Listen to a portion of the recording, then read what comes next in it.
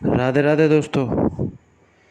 भक्त रैदास के 2 पार्ट डाले जा चुके हैं। आज उसका तीसरा पार्ट डालने जा रहा हूं दोस्तों। कथा अगर पसंद आए तो लाइक शेयर सब्सक्राइब करना नहीं भूलें। तो चलिए दोस्तों, कथा को आगे बढ़ाते हैं। रैदास जी के पास एक पंडित जी रहते थे। प्रतिदिन गंगा स्नान करते थे और कभी कभी इनकी कुटिया के आगे से निकलते तो कहते, अरे रैदास जी, चलो गंगा स्नान कराएं। रैदास जी कहते, पंडित जी बस आप ही कराओ।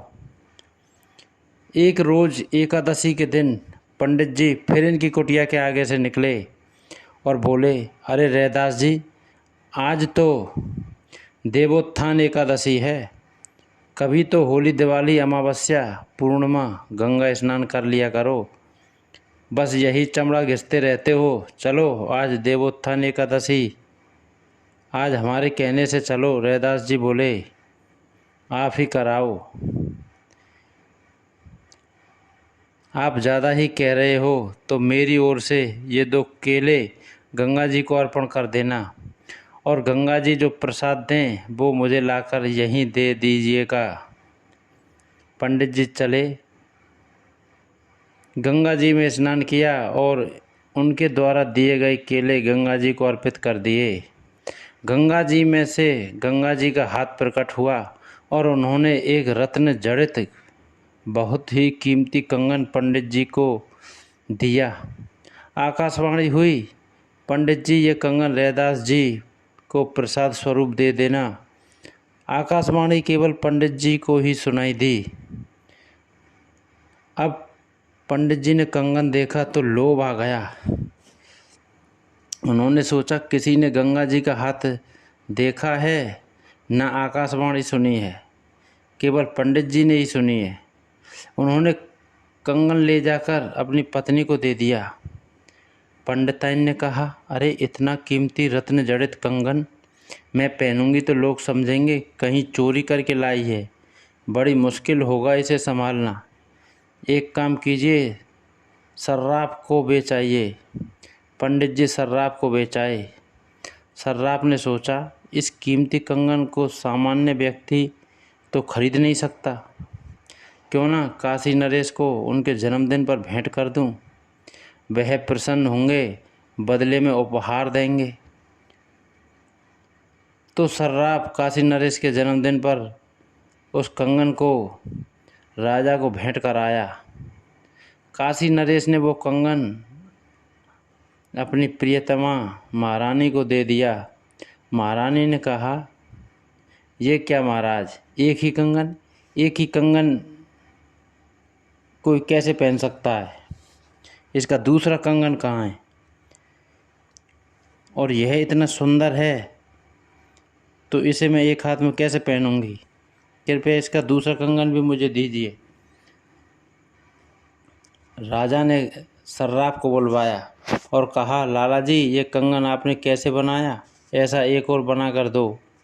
सर्राफ ने कहा, महाराज मैंने नहीं बनाया, ये तो वो पंडित जी बेच कर गए थे। पंडित जी को बुलाया कि तुम्हारे पास ऐसा एक और कंगन होगा, वो हमें चाहिए। पंडित जी अब दूसरा कंगन कहाँ से लाएं? तो बात खुल गई। पंडित जी ने कहा, महाराज ऐसे ऐसे रैदास जी ने 2 केले दिए थे और उनके फलस्वरूप गंगा जी ने ये प्रसाद के रूप में दिया था। काशी नरेश ने अपनी महारानी से कहा, अब तो आपको रैदास जी के यहाँ उनकी कुटिया पर ही जाना पड़ेगा दूसरा कंगन लेने। अब तो वही ऐसा कंगन गंगा जी से लाकर दे सकते हैं।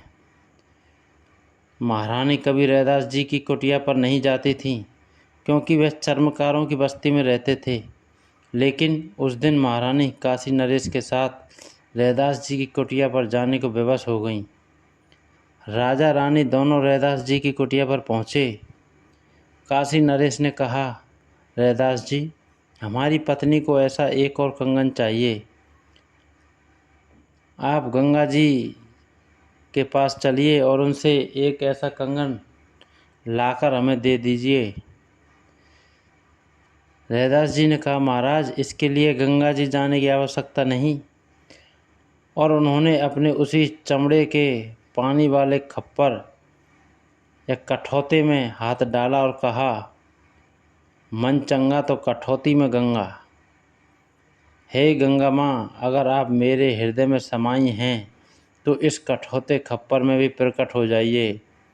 और इतना बोलकर कठौते से दूसरा कंगन निकालकर महारानी को दे दिया। तब से यह कहावत प्रसिद्ध हुई गई कि मन चंगा तो कठौती में गंगा। ऐसे दिव्य अलौकिक सिद्ध संत हुए रैदास जी, जो रामानंदाचार्य के प्रमुख शिष्यों में से एक थे, जिन्होंने विश्व में भक्ति का प्रसार किया। तो दोस्तों, कथा अगर पसंद आई हो तो लाइक शेयर सब्सक्राइब करना नहीं भूलें। जय जय श्री राधे दोस्तों।